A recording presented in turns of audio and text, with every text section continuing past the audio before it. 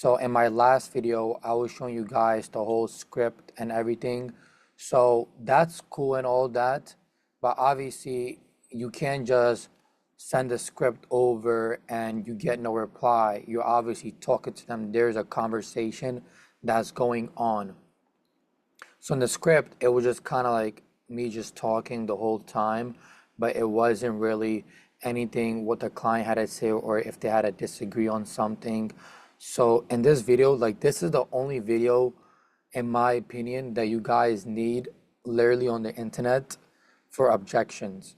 I go into time, meaning let's say if the client's like, hey, I can't do it today, can we do it tomorrow? Like, no, you know what I mean? Then it's people, for example, they say, hey, my wife or my husband is not here, and like I would want them to have a decision on them as well, right? So I'm just gonna share my screen and stop talking because like when you guys see this, you guys are gonna be like, oh my God, like this is what you guys needed the whole time, right? So let me just show this right now.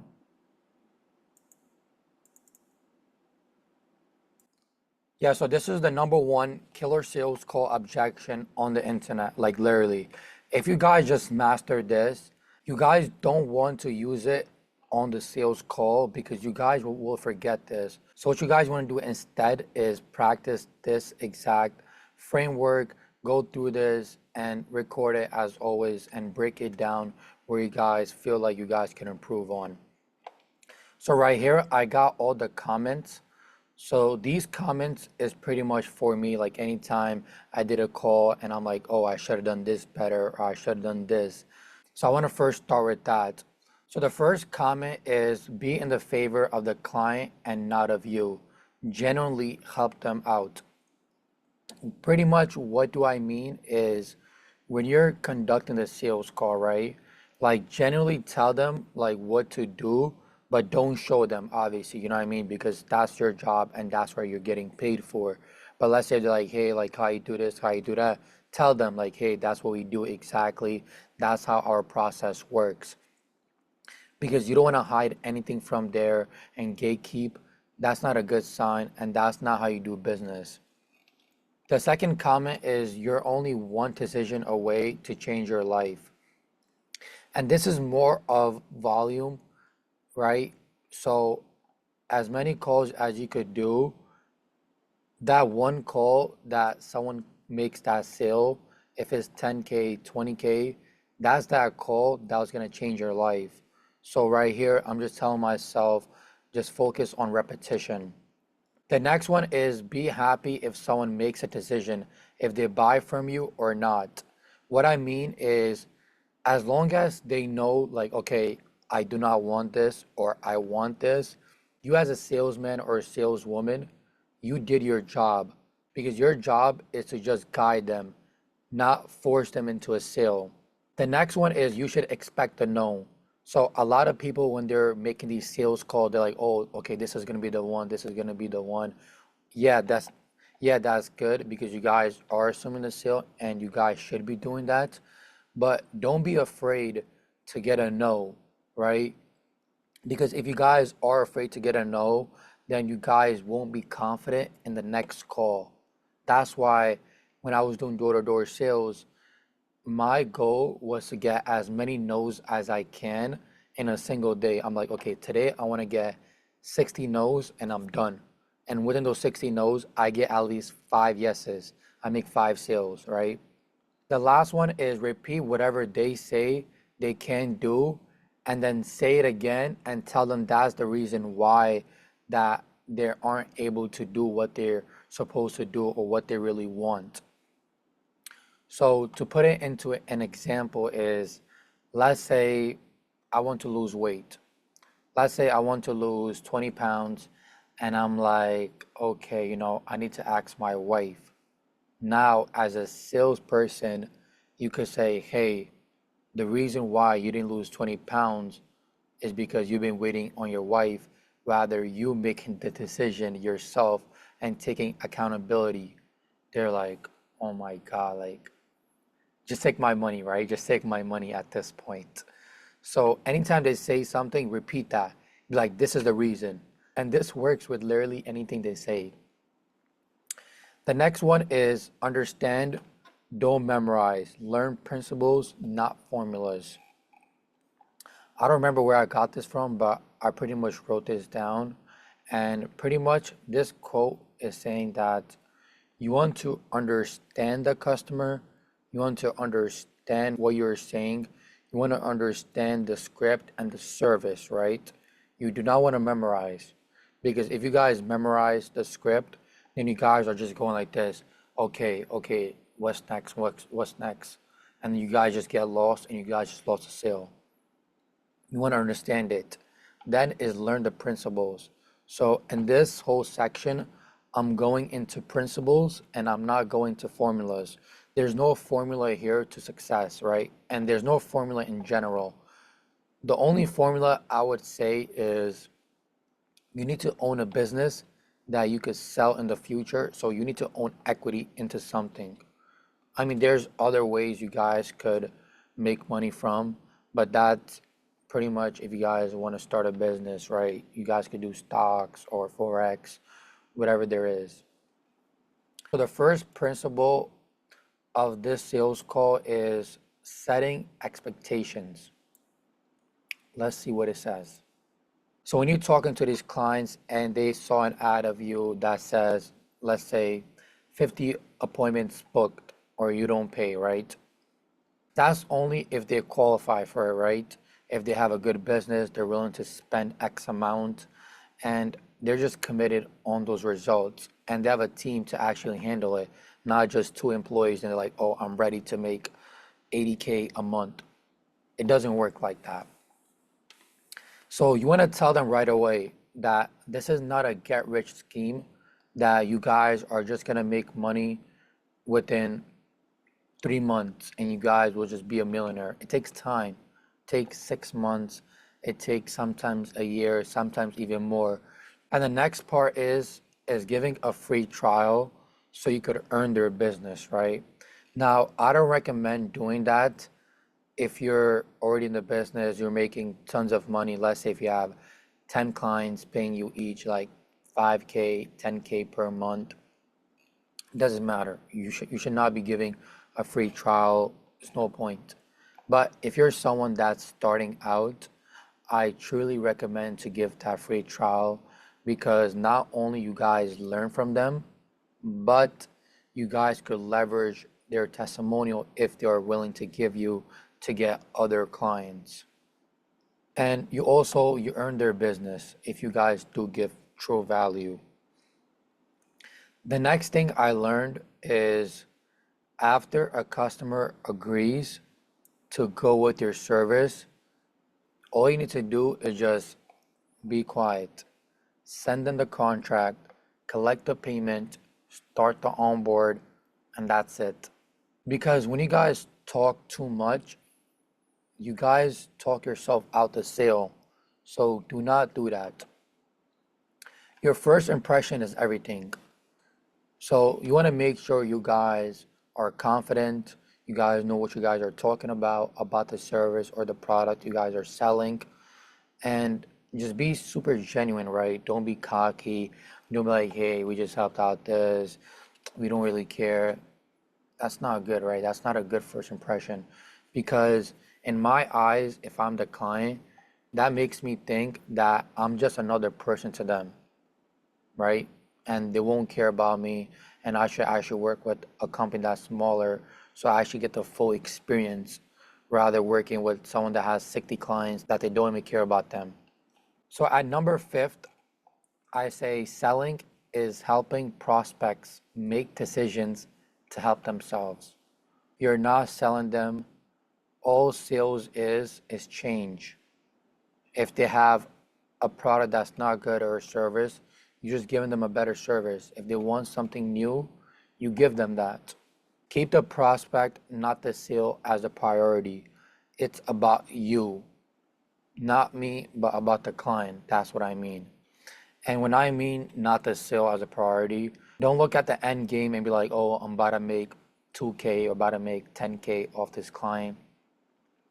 Just think genuinely how you're gonna help them out achieve X Like, what is your dream outcome? How long are you going to take to have them achieve that? And what is the guarantee if they're going to do it or not? So focus on those principles. So after setting expectations, I want to go into sales beliefs because this is the main thing where you guys could probably get out of this whole presentation is this little thing, sales beliefs, because this is what keeps someone that's new making 10K within their first 30 days and then have someone that's 3 months in and still learning and still cannot close clients. So these are all the principles that I wrote down. So on the first point, I say they want to believe you, just need to show their logical brain it. Because a client generally wants to believe in you, but you just need to show them either with client testimonials, showing them the whole process, how you guys will do that for them in their industry. Let's say if you're working with all industry, which is not a go-go in sales and marketing, because you guys want to be the authority of your own industry, either real estate, hair salons, what I'm doing, beauty spas, whatever it is, pick one industry, focus on that, double down on that thing. So selling happens before you ask. What do I mean? So before you guys even ask them for money, that's selling, right? That first initial conversation, they're like, hey, my name is Ali, I'm with this. Let's see if this could work out for you. That's sales. If they say no, that's still sales because you made them take a decision that they couldn't take them by themselves. So that's what I mean by that. It's easier to overcome obstacles than objections. So ask before, not after. I said that in my previous video, but I'll break it down again in this video as well. Before the sales call starts, that's a small example. There's a million other things that you guys could overcome objections before they come. So before the sales call starts, the first thing you could say, hey, before I do go into everything, I just want to make sure if your dog, your mom, whatever, whoever makes decisions for your business, they're here right now. They're like, oh yeah, awesome. Like my wife, she's coming right now. Boom, awesome. Now you know that the husband and the wife are the only one that makes decisions for this company. And you want to make sure they both are on the call because if one of them are not on the call and you guys don't address this, 99% of the time they're like, oh, okay, I got to talk to my wife before I even do this. You're pretty much done. They're probably not even going to call you back. And all this time you wasted was just a waste. So don't do that. Expect and plan for no. Because if it was an easy yes, what is the point of you? Meaning that if a client really wanted your service or your product, why would they even want to speak to you? Right? They want you to kind of guide them, right? Because it's not an easy yes for them. It's a hard yes. Like that's a big decision they probably need to take if they really like you, if they really like your product, you know? So that's why there's sales calls. If they didn't get a gasp of the price, then you didn't go high enough. So I see a lot of these companies are charging way too less, especially hair salons. Like my mom, she has literally no employees. She's working for herself, and her pricing is really high because she knows that I deliver my results better than any other person in the marketplace. And that's just a belief that you guys need to have. So raise your price. And if they're like, oh my God, this is too much, then you could say, hey, if you guys didn't thought it was too much, you guys probably wouldn't taken us seriously. Because if you guys did care about the price and you guys were like, okay, we're not spending this much and that, you guys would have probably went on YouTube, took the information and took action, make money, then came to us and then be like, okay, Ali, let's work, rather coming to us first. So obviously you didn't take it seriously. Then closing is a dance, not a fight. It is subduction, not rape. A lot of these points I got it from myself while working, but I also got it from people that I've been following, such as Alex Ramosi. He's like my mentor in this game. I literally watch him religiously, right? Like anytime I talk to my friend's like, bro, anytime you talk to me, you say his name at least like 5 times. I'm like, bro, because that's like one of the only person I watch all day because he gives so much value before and he gives everything for free. You go on his podcast, he has his whole book on the podcast for free. You go on his website, he has free training. Literally, anything he does is he gives it out for free. Look at his YouTube. He has tons of information that any person could take that's starting out and can make $1 million easy. So pretty much what I mean by closing is a dance, not a fight. When you're getting objections, the goal is not to overcome them. I mean, it is, but it's like you don't want to fight the person and be like, oh, no, you're wrong, we're right. You don't want to do that. What you want to do instead is you want to say, we totally agree with you, and a lot of these companies are doing that. But here's why we're different is because instead of this, we do this, right? So you want to kind of be like, okay, you acknowledge them, and then you go into why they're kind of wrong and what you are, and then you want to go back into the question. So after you're like, okay, that's why we're different, and then you could say, hey, Chris, so what made you think that we're like other marketing agencies, like what it was about the ad you saw or something, or you just make an assumption? Like, oh, I'm just making an assumption, this and that. Be like, totally understand that. I would have done the same thing if I was in your shoes. Now you're kind of letting their guard down and kind of opening up to them, and they're opening up to you, and now they're able to ask you more questions. They're free with you, and at the end, they might even get a sale, and it's fine if they don't, right? So it's fine. Selling is transference of belief. If you don't believe in what you trust, it won't work.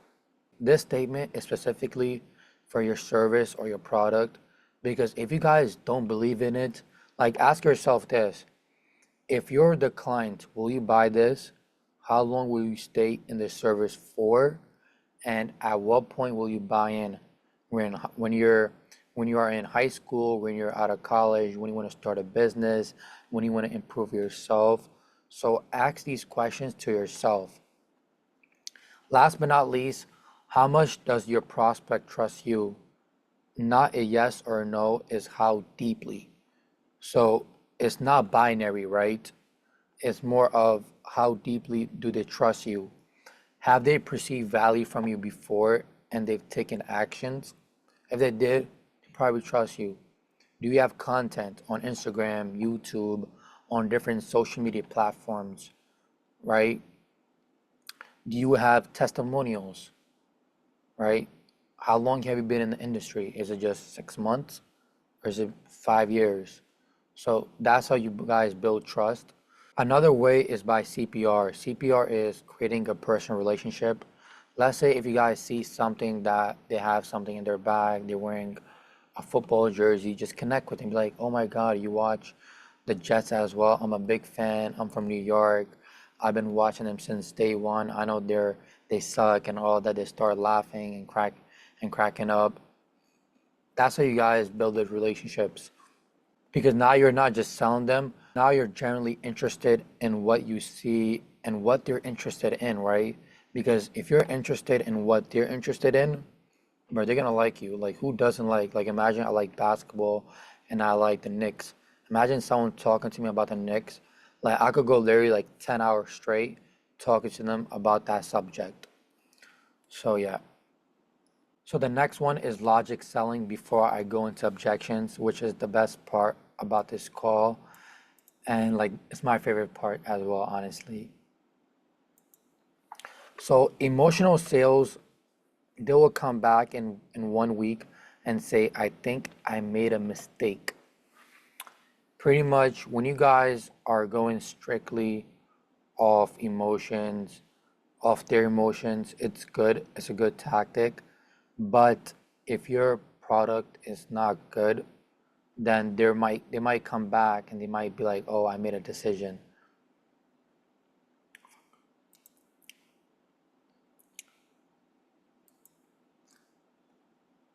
So the first point, so the first point is emotional sales. They will come back in 1 week and say, "I think I made a mistake." So when you guys are doing sales, making emotional is a good thing, but you want to also make sure that that person is committed. How would you make that person committed? Is by not soft selling. Is by not soft selling. You want to do a hard sale, right? So the difference between soft sale and a hard sale is this. A soft sale is like, hey, let's just sign up and then afterwards we'll see if it makes sense for you. Like, no, like you want to set those expectations in the beginning, right? You want to say, hey, listen, this program is 8K per month. We'll take in 4K right now. The next 4K, we will take it once we do achieve your desired outcome. And yeah, that's how it works, step by step. This is what we do, rather than be like, oh, like, like, let's see if it even works. It may not work. That's not good, right? You're just getting sales, but you're actually not making money. And even if you are making a little bit money, those people are not gonna stay. They're gonna quit within a week, right? So it's not good. The next one is if you're powerful, you have the sale. So when you guys are talking to the customer, you want the customer to not to take control of where the conversation is leading to. Obviously, you want them to have control, have their say. You want them to talk the whole time, but you should know where the conversation is leading to. Number three, stats. So 10% of the people are not going to buy, which you guys should be 100% fine with that. 10% of the people are going to buy. 80% of the people need help deciding. So if you convert at least 40% of the 80%, which is 50%, you guys did your job, right? And even if you guys didn't convert them, you still did your job. Because what sales is making a decision. So finally, we are here at the objections. So I had to go through this framework before I even talk about the objections: setting expectations, sales belief, logic, selling. These are all important before you guys even know the script and before you guys even know how to handle objections.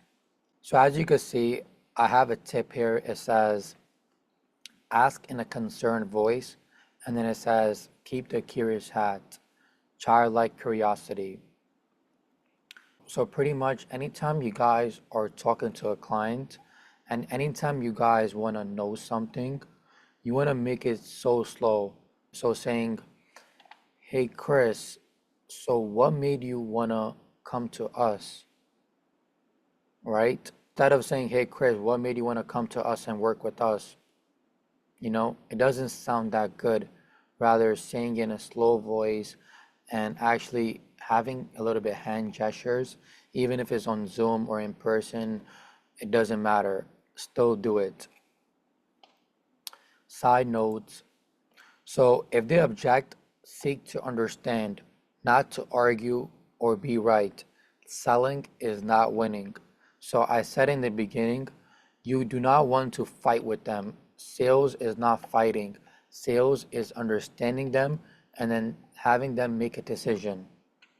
Number two, selling is helping prospects make decisions to help themselves. I said that in the previous sales beliefs, but I want to go into it again because I want to make sure I hit these points really well so I can hit it home the best way possible.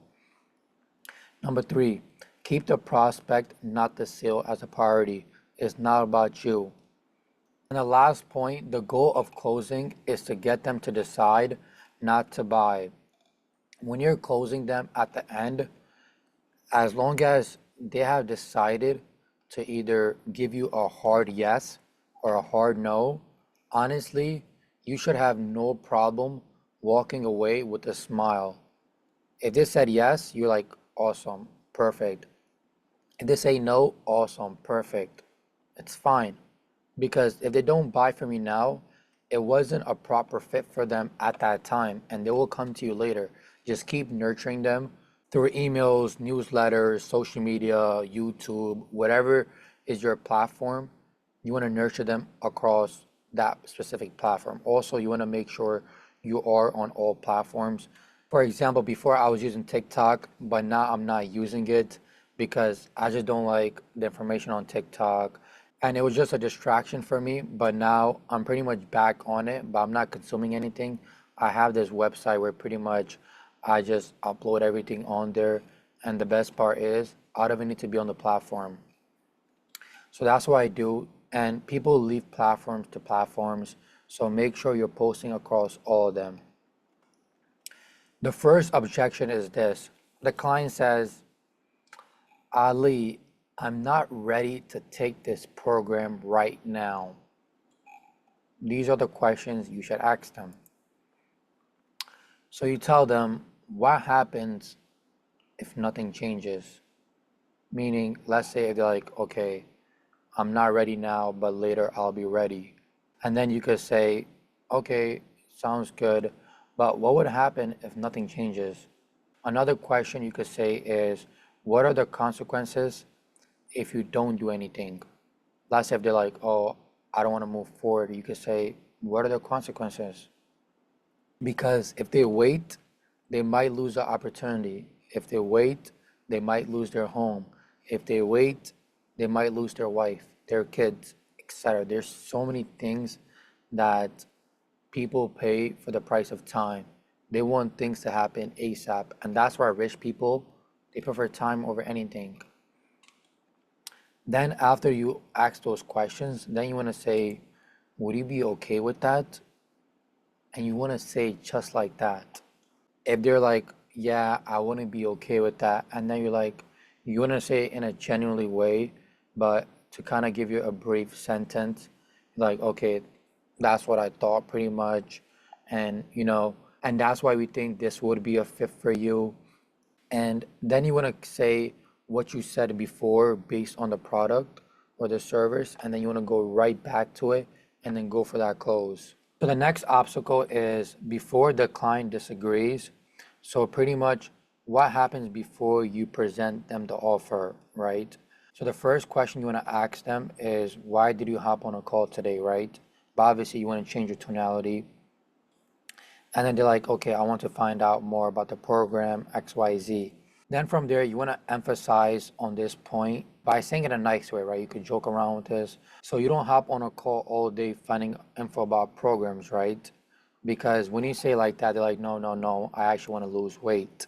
So now you know that they're not here to just play around and they're just joking around. They're actually a serious buyer. So everything before you want to tell them. So on the close, they're like, I just want to learn more about the product. You just told me before that you don't want to learn more about anything. You just want to lose weight, right? So the next one is called the onion principle. And the reason why it's called the onion principle is because, so as we all know, when we're cutting an onion, but before we do cut it, we peel it off. So that's how sales work. You want to keep peeling it off till there's nothing left. And then from there, you could close them, which is pretty much cutting the onion, right? So this is the 5 most common excuses clients have or customers have when you're talking to them. Number 1 is time. So they're like, it's not a good time right now. So that could go into 3 phases. So macro meaning they're like, okay, this is not a good time for me for the next 3 months. I'm having a wedding, etc., and all of that. What you want to say right after they say that, you're like, wait, you didn't just tell me that it's the busy time, because busy time, it is the best time to actually start. And once you say that, they're like, why? What you mean? Because pretty much they're saying that if they're busy in the future, then they'll stop doing it. Obviously, every person will be busy in the future. Life comes, they have kids, they need to take their kids to school or etc., right? So when they start, when they're busy, now when they're not busy in the future, it gets even easier for them to focus on that specific thing. So that's how you guys want to object that. Then is micro. So micro is hour by hour, and they're like, I'm just too busy right now. So if they say in a minute, that's fine. You don't want to push it. But if they're like, hey, I'm just busy for the next few hours and I gotta do a couple of things and then I'll get back to you. If they say that, you just need to say this. I totally understand, because you want to first tell them that I'm the same person as well, right? You don't want to fight with them. Like I said, don't fight. You want to acknowledge, and you want to say, hey, like this is me all the time, like I do this all the time. And like my wife, she's like, you never have time for me and all this. And then she's like, you do have time. She pulls out my phone and she goes through my settings and she's like, look at this. You're spending 3 hours on your Instagram and all this. You want to say like that, and like, actually, I have like 10 minutes. Perfect. That's all I need. You go straight into the close. Or if you want, you could relate it to a famous person like Obama, right? You could say, hey, I'm pretty sure you're not Obama, right? Or you're not doing the election this week, right? You could just make out of a joke. They're like, no, I'm no Obama and all that. Because even we know Obama, he has time. So, and then the last objection is when and then. So if they say, when I have more time, I'll do it, that's the worst one, because they're pretty much saying is that when they have more time, like everyone has 24 hours in a day. It's not like you get 30 hours one day and the next day you get 15 hours. Is that you just need to prioritize your time better. And it's the same thing like saying, when I'm healed, I'll go to the hospital. Like, no, like you don't go to the gym when you get fat, right? You want to go to the gym so you can stay in shape, not go to the gym to just keep changing your transformations, right? I mean, yeah, if you're fat and now you want to make a change, you don't want to go back to fat and then go back to skinny. So that's the whole point of this. So the next one is value. So if someone says, I can't afford it or it's too expensive, that pretty much means that that thing is not valuable enough for them. Because if I were to tell you that I have a Lamborghini and you could buy it for $5,000 within 24 hours, like I can bet you that you'll literally do anything in your power to get that $5,000, either asking your mom, your brother, going to the bank, like you're like literally like you'll do anything to get that $5,000. Then pretty much like you should know as a salesperson that you didn't present them the service properly, or you just went too quick into the price rather showing them how the service works, what is the service, what they get in total, what are their results after they're done with the program, and pretty much etc., right? So why a lot is good. So if they say it's a lot of money for me, you could say, so this is a lot of money for you. They're like, yeah. Then you say, well, that's amazing, because I'm actually more concerned when someone says that it's not a lot of money for them, because they don't care that much, right? And then right after that, you could tell them like, hey, one of our best clients were people saying that our price is too much for them. Because if it's a lot of money for you, then you would try harder, right? Yeah. So then you should be the last person who is worried about results, since it means a lot for you. So for the second one, you could say why it's not a lot is the value, not the price. So it's not the money, right, that's too much for them. It's the fact that they don't believe that it will work for them. And when you tell them this and you're like, hey, you can't just say that it won't work for you because you had a bad experience in the past. And a good example you could bring up, and you could tell them, hey, are you dating someone in high school right now? Or are you married to that person? And most likely they're gonna say no, right? So then you say, so when you dated as someone and it was bad, so now are you gonna stop talking to girls and date guys, right? Or vice versa, you could say. So you need to emphasize on these small points. And then for number three, you could break down what's money good for anyways, right? So you could kind of show them their whole breakdown of their lifestyle and pretty much what they have been spending their money for the past 12 months and why this program is better than what they have been spending their money on before. So you could say, hey, with this program, not only you would be able to achieve what you really want, but you also get the lessons that we've been through.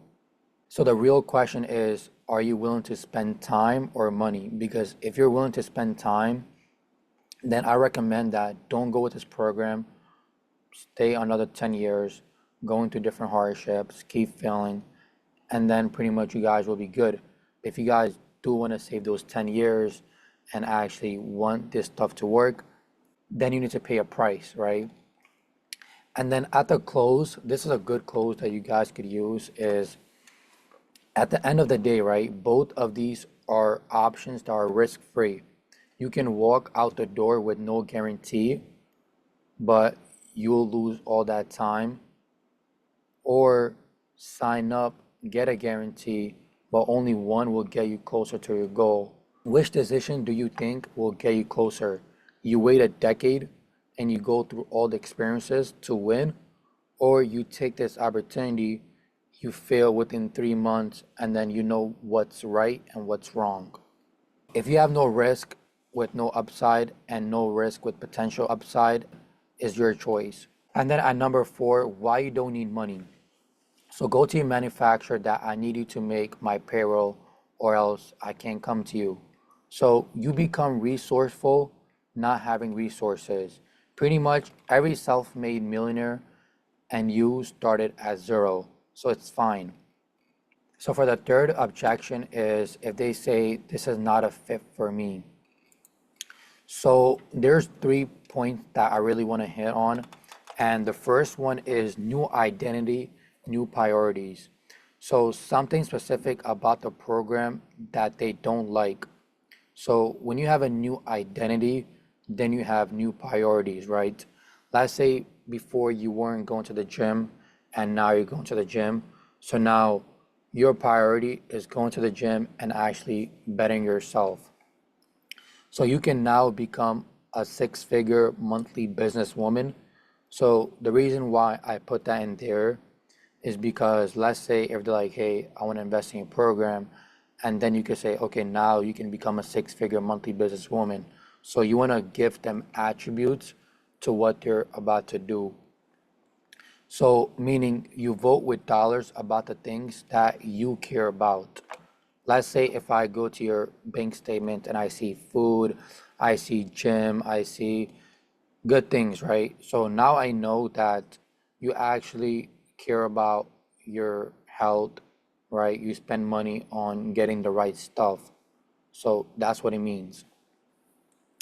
Then is pain of change. Let's say if the program you're about to offer them, it's really a big change for them.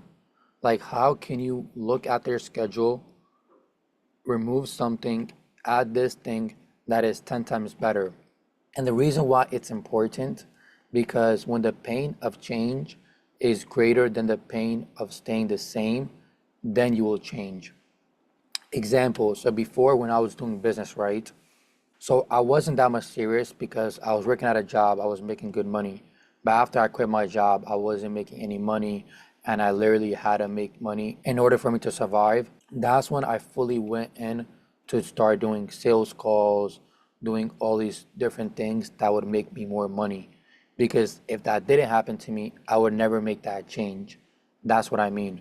Another thing that you could say to a customer is if they aren't willing to make that change, and let's say if they want to lose weight, right? And they're like, hey, I don't want to do it right now. And then you could say, hey, Sarah, I totally understand, but I think you actually need to gain weight in order for you to lose weight. They're like, what do you mean by that? You're not ready to make that change. you aren't having any pain, right? So that's what it is. The next one is hypothetical. So if this program had everything you needed, would you invest in it? If they're like, no, then you could say, okay, what's missing? What is something that we could add so you could be in this program? And then from there, you start making changes, and then you make that program tailored to them. So then they could buy this stuff. Our number fourth is authority. So this is my favorite one because so pretty much like if they say, hey, I need to talk to my partner, my spouse, employees. So you guys could literally fix this by before hopping on a call. Like I said before the sales call begins, you want to tell them, hey, before we start this, I just want to make sure all the people that make decisions are here, your pets, your employees, everyone, right? And then you guys want to do that call because if they're not there, then it's no point because their objection at the end is going to be like, hey, I need to talk to my partner, right? But let's say that you forgot to ask them and now at the end they're like, hey, I need to talk to someone. Then you want to isolate the solution. And the way you want to do that, right, is you want to ask them questions, like deep question them. So you could say, so what is something that you think they wouldn't approve of, right? Did you do something in the past that they didn't approve of? They're like, yeah. What is that thing that you did? Did it work for you? Why it didn't work for you? Did they approve afterwards? If they did approve afterwards, let's just do that. And the way you could say this is if your wife does not approve of this, that means she's not willing to make you better because this is a thing that actually will make you better in the long run. If you break down every step, this is a thing that I believe it's what's for you. Like, do your wife ask you if she needs to go to a hair salon or a nail salon? She just goes, and then afterwards she shows you. So it's the same thing. So the second one is the realization that they already gave you permission. How? When you're talking to them, right? You ask them, is your spouse, are they happy with you right now on what you're doing? Because you're fat, or let's say you're not making a certain income and you need to pay bills. Like, are they satisfied with you? They're like, no, that's why I'm doing this. Okay, so I guess then you don't even need to ask their permission because they already agree with it. And then vice versa. You could say, what happens if the roles were reversed and your husband was struggling with something, losing weight or making more money? Would you disapprove of this? They're like, no, obviously I want the best for my husband. So then when you talk to the wife, you're like, so why would your husband disapprove of you? Thought so. So then once you hit on those points, then you want to go for the close. And the way you want to go for the close is by saying, but let's get you going with this free trial. And if your partner says, I don't want you to be successful in business, have them give me a call, then we can talk. But if it's something that you are afraid that is not gonna work, then we can talk about this. So then it's self-avoidance, and then you guys want to hit on these points: past, present, and future. And the way how you guys want to hit these points is by telling them, hey, this is not a fast decision because they obviously have been thinking about this for the longest, for a couple years. So you want to tell them. And then you want to let them know is that if in the past that they seen something like this and they've taken the trigger to do it, would they be in a better position now, or they probably would have had a better idea on to make a decision because they haven't made a decision before and they don't know anything about this. Then it's present, right? So if they say, hey, I need to think about this and get back to you within a couple days, that's like the easiest objection to overcome because you're the only source of information they could get. Everything that they need to know is the product or the service, is us, like what they need to ask us. They need access to money and pretty much, yeah. So it's like, do you like me? Do I smell? Do you think it'll work for you? Yes. Do you have access to money? Or do you know someone that has access to money? Yes. And then from there, you could say, can we both agree that we need an informed decision to take the next step? Then they're like, okay, yes, this is an informed decision. It's not something I need to think about, because if they do need to think about it, they're gonna forget, right? They're gonna go in bed, they're gonna get 6 missed calls from me, do their laundry, and then from there, they're gonna remember it in the next couple of days, like, oh, I gotta do this. They just wasted all those 5 days just to come back to us. So once you guys hit those points, go for the close again. And the last one is future. So let's say if they didn't go with our program, right? You want to tell them, so 5 years from now, if you guys didn't change anything about what you guys were doing, will things change? They're probably like, not really, unless they find something. So let's find an option where it's risk-free for the both of us, right? So you're not gonna struggle forever, right? They're like, yes. So if you're eventually gonna fix this situation where you are in right now, obviously you don't wanna say like that. You might as well start today.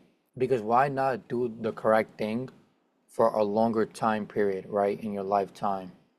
And then they might be like, oh yeah, you're right. And then what do you do again? You go for the close. The last one is bonus, right? So the reason why you are telling yourself you can't is the precise reason why you need to. So if you're ever getting thoughts and you're like, oh, if I should do this, if I should not, like there's no risk unless you're just paying, right? And honestly, money just goes away. And the value that truly stays, it's knowledge, right?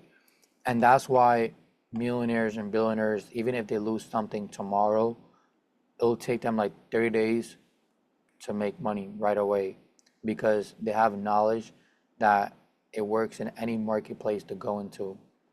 So repeat the reason they said they can't and say it. If they're like, hey, I can't do this, then you're like, okay, this is the reason why you should do this. And then you want to say that reason why they said they can't do it. Yeah, so anyways, this was everything that you guys need to know for handling objections.